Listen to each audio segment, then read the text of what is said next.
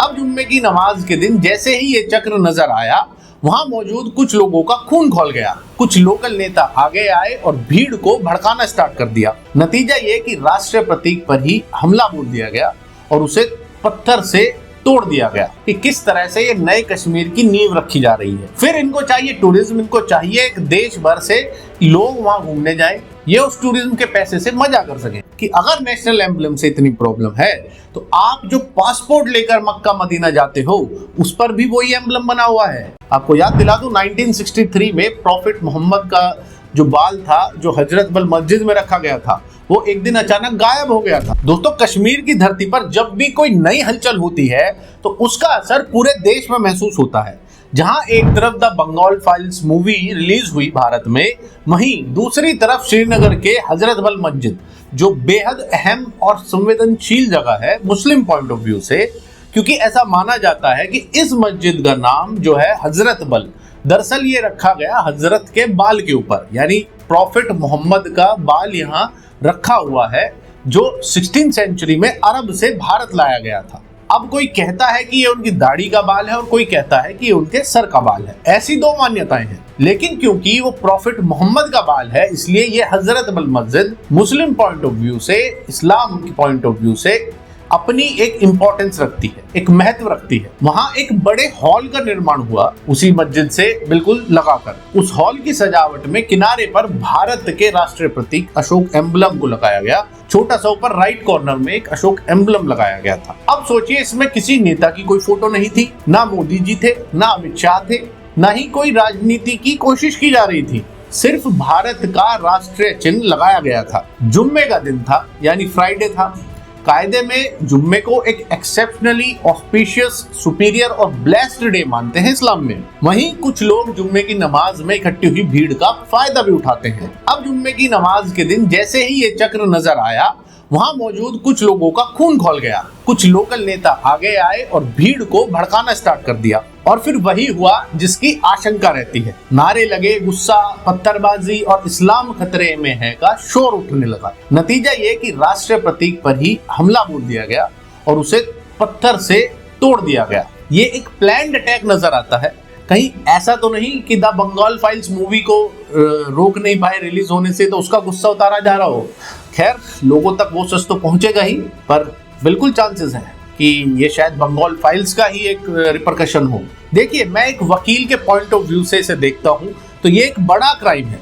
Ashok emblem को या अशोक चक्र को कोई भी किसी तरह से डैमेज करता है या उसका अपमान तक भी करता है तो under the state emblem of India act 2005 उस व्यक्ति की या उस ग्रुप के व्यक्तियों की गिरफ्तारी होनी चाहिए। उनको 2 साल तक की जेल का भी प्रावधान है और साथ में फाइन भी भरना पड़ सकता है, पर गिरफ्तारी जरूर होनी चाहिए। ये तो हमारा संविधान, हमारा कानून कहता है। और इसमें जो मेन कल्प्रिट सामने आ रहा है वो खुद एक संवैधानिक पद पर बैठा है। नेशनल कॉन्फ्रेंस पार्टी का एमएलए है तनवीर सादिक, जिसका नाम सबसे ऊपर है कि इसी ने वहां के लोगों को शायद भड़काया और पत्थर उठा के शायद इसने ही नेशनल एम्बलम को तोड़ा भी। ये वही तनवीर सादिक है जो डिमांड करता है कि अब नया कश्मीर है और इसको पूर्ण राज्य का दर्जा दे देना चाहिए। यहाँ सब शांति रहती है, कश्मीर की आबो हवा बदल चुकी है और वो भारत के और भारत के संविधान के साथ है। ये बोलने वाला खुद ऐसी हरकतें करवा रहा है और ये भी सबने देख लिया कि किस तरह से ये नए कश्मीर की नींव रखी जा रही है। फिर इनको चाहिए टूरिज्म, इनको चाहिए एक देश भर से लोग वहां घूमने जाएं, ये उस टूरिज्म के पैसे से मजा कर सकें। बाकी फोटो साफ है, जिसने भी ये हरकत की है, वीडियो खूब वायरल है, उनके सबके फेसेस क्लियर है वीडियो में। इस पर कार्रवाई बहुत ज्यादा जरूरी हो जाती है क्योंकि ये कोई नॉर्मल चिन्ह नहीं था, ये पूरे देश का प्रतीक है। अब आपको समझाता हूँ कि ये हुआ कैसे।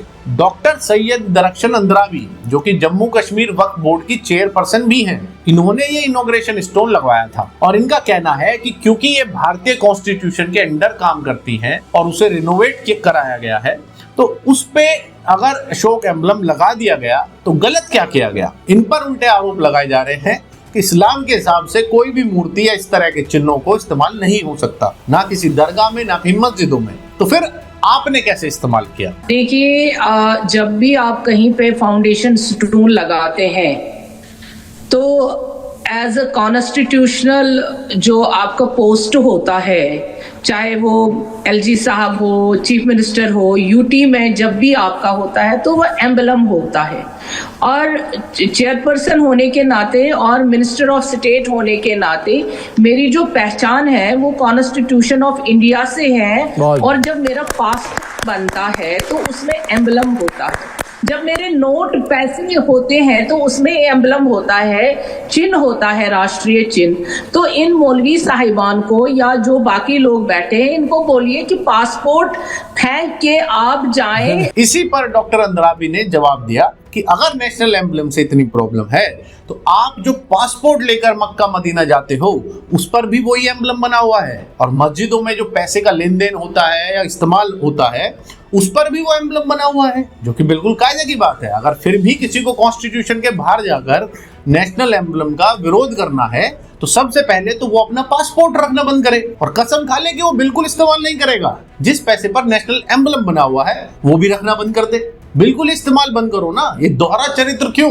अब ये पहली बार नहीं है, कश्मीर का इतिहास ऐसे किस्सों से भरा पड़ा है। आपको याद दिला दूं, 1963 में प्रॉफिट मोहम्मद का जो बाल था, जो हजरत बल मस्जिद में रखा गया था, वो एक दिन अचानक गायब हो गया था। बस फिर क्या था, चोरी की खबर उठ गई कि चोरी हो गई, पूरी घाटी में आग लग गई।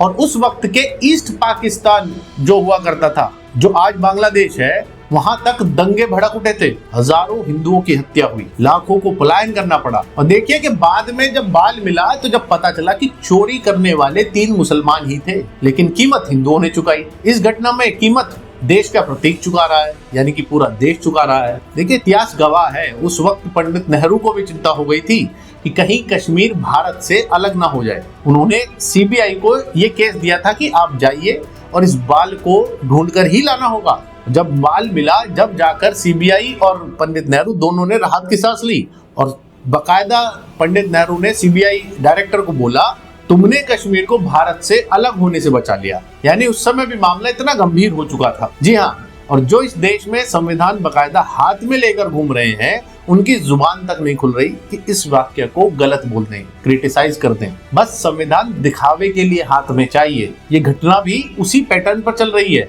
तनवीर सादिक जैसा नेता जो खुद कहते हैं कि कश्मीर अब सामान्य है, इसे पूर्ण राज्य का दर्जा दो, उन्हीं की मौजूदगी में राष्ट्रीय प्रतीक को तोड़ दिया गया। सवाल यह है कि अगर यही नॉर्मल है तो फिर एबनॉर्मल कैसा होगा? क्या नॉर्मल का मतलब सिर्फ यही है कि वहां सिर्फ एक ही मजहब के लोग आराम से रहें और बाकी किसी को जगह ही ना मिले? यहाँ तक कि भारत के संविधान को भी तार-तार कर दिया जाए। सबसे पहले तो इस एमएलए की कुर्सी जानी चाहिए। भाइयों, सच यही है, जब देश का अपमान होता है तो कई लोग चुप रहते हैं, लेकिन जब उनके मजहबी प्रतीक को छेड़ा जाता है तो आग का दरिया बहा देते हैं।